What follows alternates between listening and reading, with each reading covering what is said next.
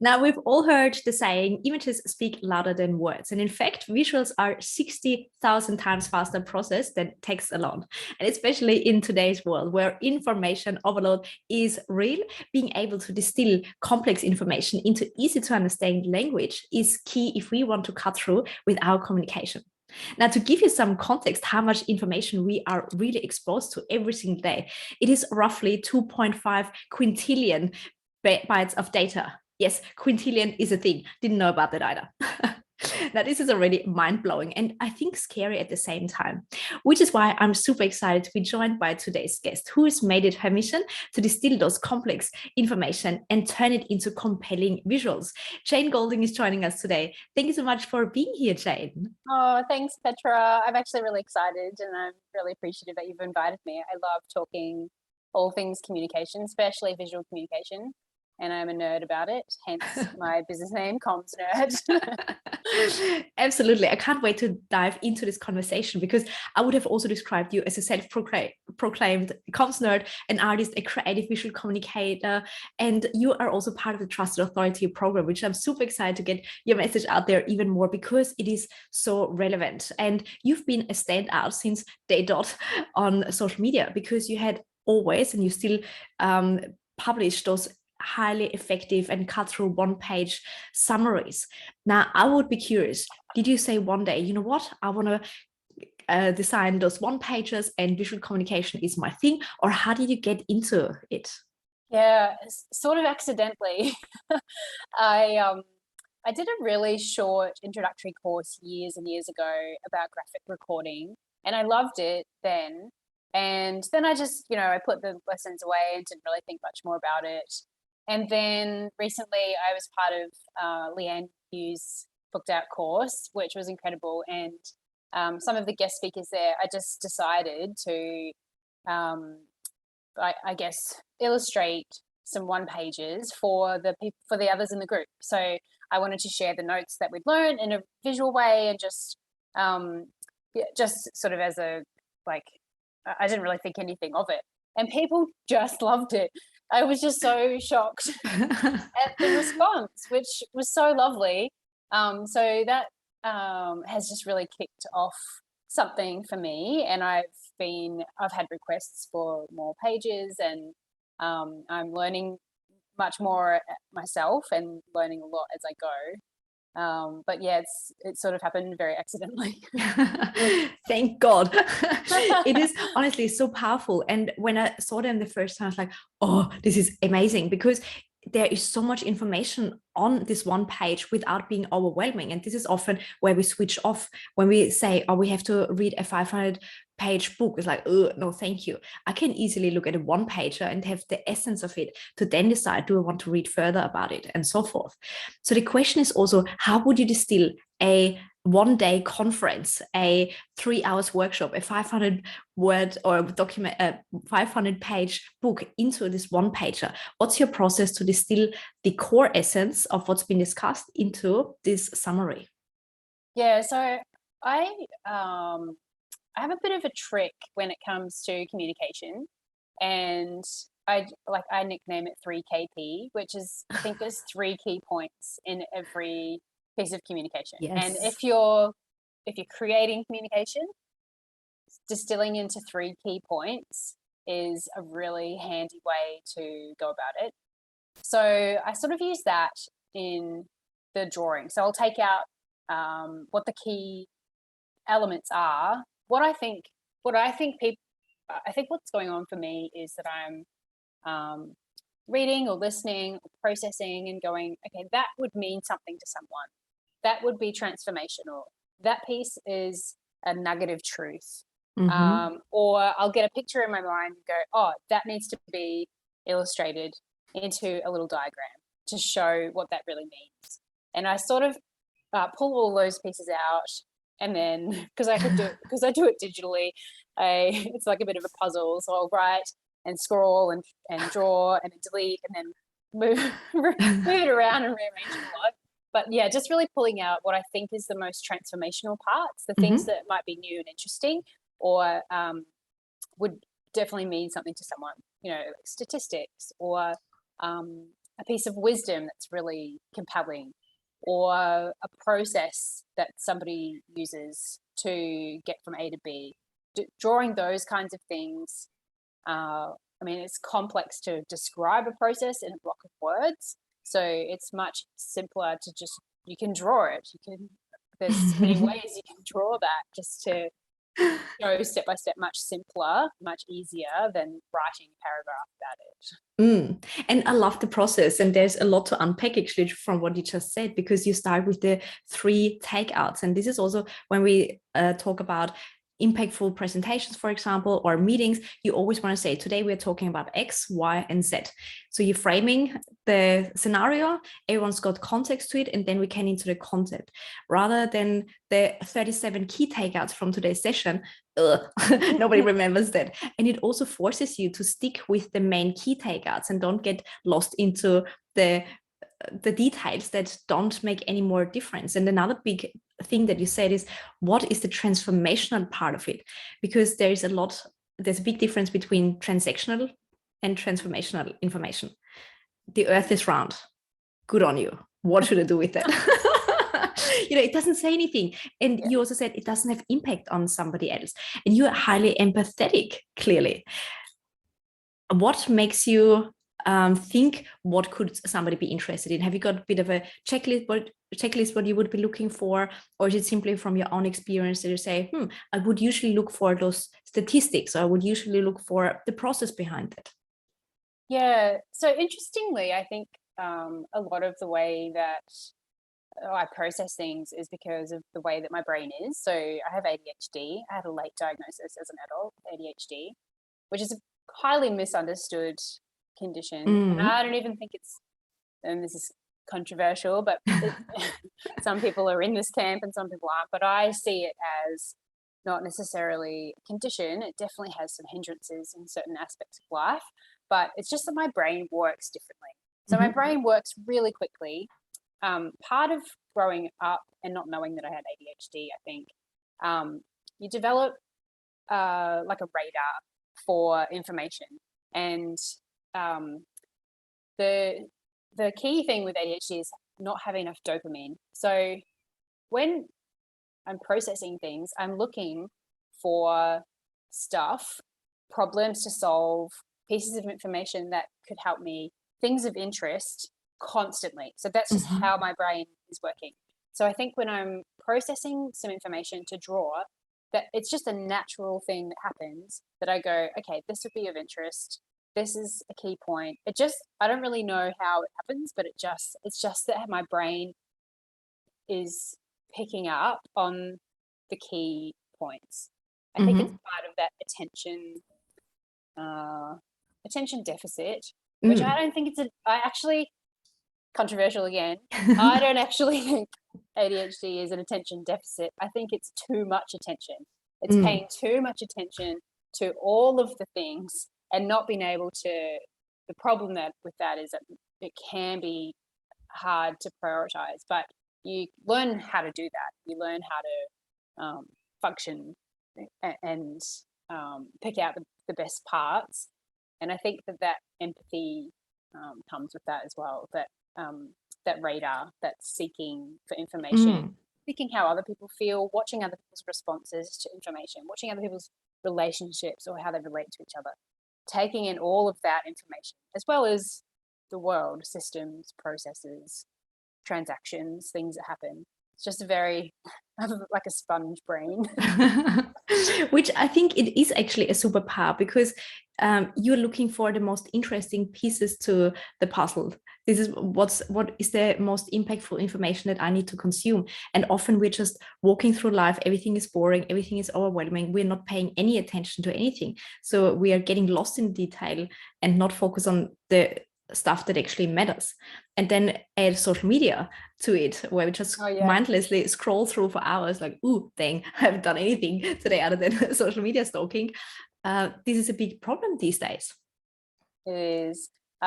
There's so much information, and we I guess we're looking, when we're on social media, we are looking for that dopamine hit. That's across the board. That's not just people with ADHD, that's all of us. True. And what actually is more impacting and powerful is visuals, because we absorb visuals, I think you said earlier as well, 60,000 times faster than written information. Mm-hmm. And we retain 80% of what we see and do, and we only retain 20% of written information and 10% of what we hear. So when we're looking and when we're scrolling social media, visuals are the thing that stands out, which is why, as you know, as entrepreneurs or marketers or communicators, visuals are so important. If you actually want people to see and retain anything about you profile, it has to be visual. Yes. Plus, it also is the universal language, because everyone can interpret a stickman or a leaf or whatever it might be. There is no room for different interpretation. Whereas if I've got a different tone, or say a certain sentence in a different voice, it could come across as very aggressive or very passive or whatever it might be. And I think especially now when we talk about global teams and asynchronous communication, where everyone still needs to be on the same page, visual communication will take over just the long emails and the long documents and so forth. Now, I'm really curious. You always have different layouts and different ways how you actually talk about different topics. Where do you get the information from? You already said, I'm looking for what's happening around me, observing what other people are doing. Is there anything else that you use to spark your own creativity? I think like I was saying, my brain is just 24/7 fast paced. So there's always some ideas. I try to think about things that are relevant to what's going on. So earlier this week, I posted a little drawing about tips from Sally Prosser about how to prepare for a podcast. So that's relevant to me, and then that's helpful for other people. So I'm trying to find things that I want to learn from, and that I think other people would be interested in doing as well, because I am really big on that sort of generosity of trying to share information that I think is helpful. Mm-hmm. There's so much on LinkedIn. I spend a lot of time on Instagram as an artist, but there's actually quite a lot of inspiration in terms of visual design and layouts. I just trial and error. Like, not everything I do is amazing, but I'm not scared to share the things that aren't so amazing, because I think it's just important to share, just to do stuff. Absolutely. And share it. Yeah. And, you know, it's actually such a good reminder that the best way how we learn is by teaching others. And teaching doesn't mean being in a classroom. It could literally mean that, oh, listen to this podcast and they said X, Y, Z. So I'm repeating it back to somebody, or I'm communicating back through a visual or a diagram or a chart, whatever it might be. And with that, I'm repeating the information. And often we also have to force ourselves to explain it in our words. So we even distill the message down even further. And I think this is one of the key skills when it comes to the future of work. How can we make sense out of data and information? And as you said, retain it also. Just having the information overload, being inspired for a day or two, and then forgot it, doesn't get us anywhere. That's right. Part of what I do is teaching people how to draw. So I have run a few classes, and what I absolutely love is when firstly that people have a go, because a lot of people are like, I don't have a creative bone in my body, I can't draw, I'm creative, very negative about what their interpretation of being creative actually is. So I love it when people say, and this happens just at every class I've ever done, somebody will say, I didn't know that I could draw. I can't believe I did this. Because it's really just sticks and shapes and lines. Like, and you just need somebody to show you a little bit of skill and a little bit of process on how to do that. And I think in the future, I would like to be teaching more people visual language, so that they can share their information with who they need to share it with. So that could be anyone in, I do quite a bit of work in organizational change. So some of the diagrams are really about the benefits of organizational change, the new structures, the process. There's so many elements in that if people were more equipped, they could be saving a lot of time by visualizing what is going on in their head for what the process of change needs to be. So I'm really interested in that space. And there's different ways to think about that too. I had a client recently where they wanted an organizational structure. And instead of putting the board and the CEO at the top, we put the outcomes at the top for this health-based structure. So the outcomes are at the top, the community is next, and then the board and the CEO and the important people, were down the bottom. And then so the way that I drew it, it's that they are feeding into that, but it really just showed that the priority was the health outcomes and the community. And I think that's the great thing about customizing drawing, having somebody thinking in a different way about the way that you're presenting organizational change. And I really enjoy that process. Absolutely. And, I love this example of actually rethinking how we see an organizational chart, because it's usually the typical hierarchical structure and it just flows from the top to the bottom, boring. Nobody knows what it even means. Whereas if we say, what are our priorities? And yes, how can we make that happen through our people?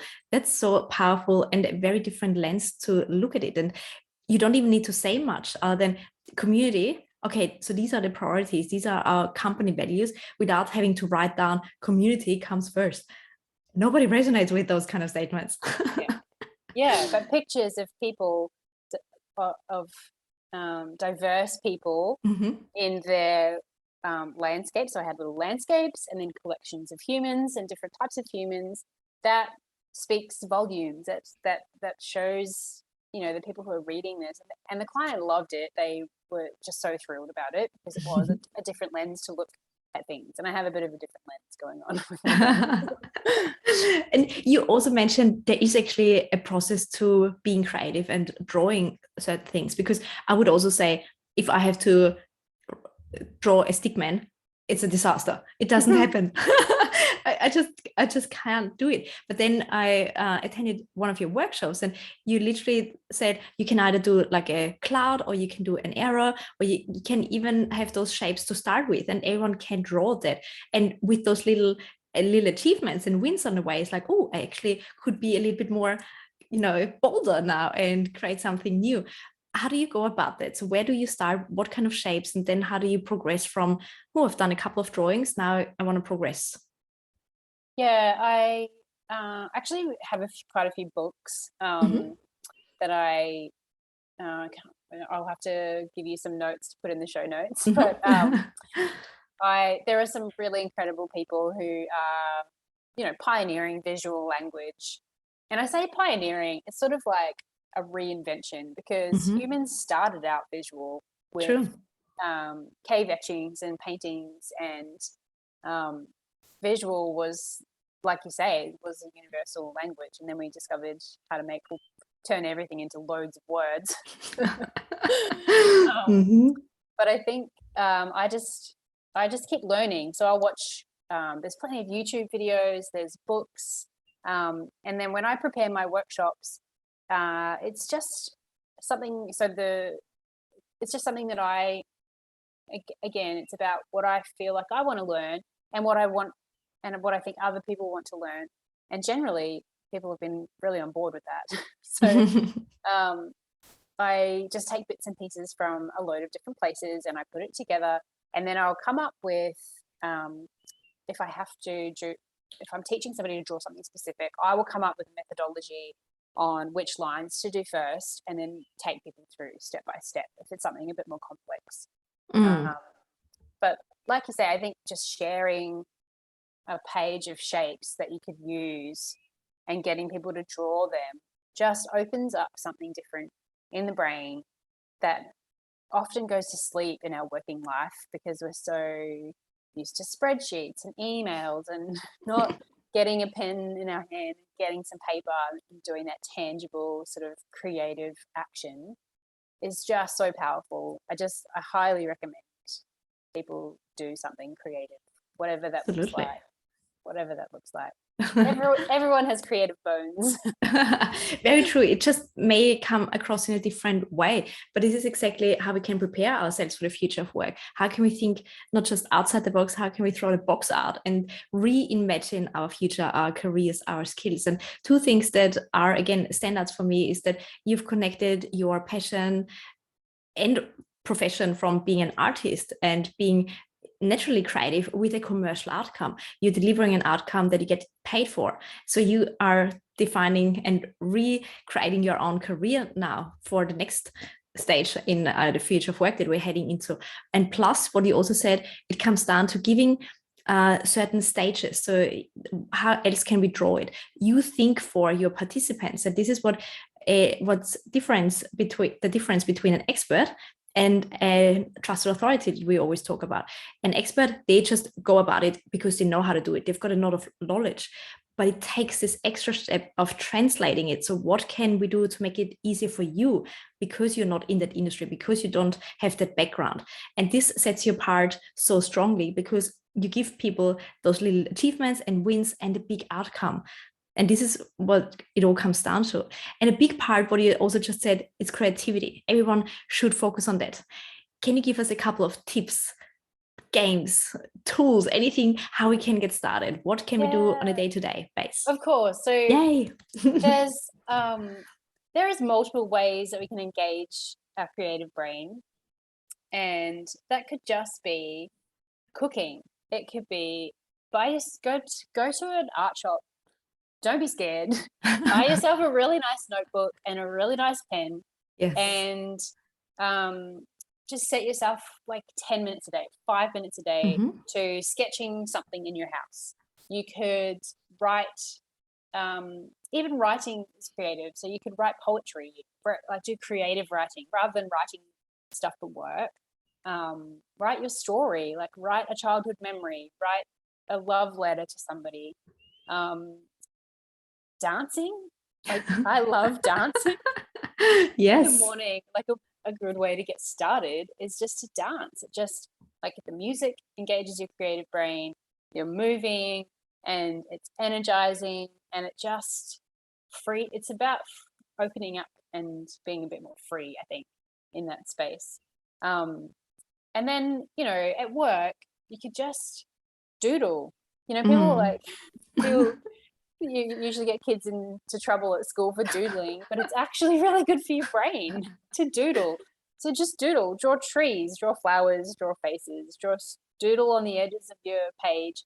And if you're in a meeting, try to draw some elements of the meeting of what's being discussed. So, if there is a process being discussed, then have a go at drawing out the process. You'd be surprised at how quickly you can just start to engage that side of your brain and just create for yourself another skill that gives you the ability to influence and the ability to share what you need to share to get your objectives met. I love the examples that you gave, and thank you so much for also thinking outside the box here with dancing and cooking, because people don't see this as a creative task, but in the end you're still creating something that hasn't been done before, or that is a spark of the moment that you just want to move that way and not how you should dance the traditional way. That's such a good point. Maybe, is there any team activity that we can do when, we as a leader, we come in the team, we have maybe a strategy session ahead of us or an innovation day? What can we do to get ourselves out of the daily rut, or even on a day-to-day basis? What can we do in the mornings to get the team activated for a few minutes and get their creative thinking head on? Oh, yeah. Well, do you know what comes to mind? Is this game that you play as a kid, and it involves having a piece of paper and you fold it in three, and somebody draws a head, and then you fold it over and you pass it to the next person, and they draw the middle of the body, and then they fold it over, and then somebody else draws the legs. Like, just something simple like that. It's fun. It's not work related. It just engages that pen to paper action, which is so important. And it's a bit silly, and you would connect with each other and have a laugh about the stupid monster you've drawn or whatever comes out, like just really simple kind of things that we did as kids that were just normal. We've abandoned that. We've lost that kind of joyful play and creative aspect to our lives. There was actually a study in a book that I was reading, Michael Dixon, Everyday Creative. In the book, he talks about a study where some young children they did a study on them, and like 90, I can't remember the exact figure, but most of them were classified as creative geniuses. Then they continued to study them as they got older. That number decreased so rapidly. By the time they were teenagers, there was not that many creative geniuses left. So we sort of lose this something in our brain, like we get conditioned and we get put into, people might say things about us, and we might think, oh, I'm not good enough, or I can't turn this into a side hustle. So Yeah. like there's no point in doing it, because we live in this society where productivity and money making is important, but I just say creativity for creativity's sake, like just for your well-being and yourself, and to engage that little creative genius that's inside all of us that has gone to sleep. Absolutely. And I think that also actually future-proofs us, because we've been labeled all our lives. First we're a student, then we are a software engineer, then we are a team leader, then we are a dad and a mother and so forth. They're all labels. But if we're looking at the future of work, when we have to not only change jobs more frequently, but careers, it comes to, and also solve problems that we had never had before. How can you create new solutions based on your creativity? This is one of the only skills that really sets us apart from technology, that we can imagine something that isn't there yet. And your tips are spot on. It can be a little bit silly. It doesn't need to take hours and hours. It doesn't need to involve a lot of money. What have we done as kids? What was fun? What did we enjoy doing? Got ourselves together, take a little bit the mickey out of ourselves. And this is also what is a big part in team bonding and building a culture. Definitely. I think laughing together is such a big way to connect with other people. It's my favorite thing. I love to make people laugh. Like, silly, but we have definitely we've definitely lost something, and we need to make just small efforts. It's not a big thing. You don't need to go to uni and study a Bachelor of Arts. You don't have to do anything like that. It's just those little things. Yeah.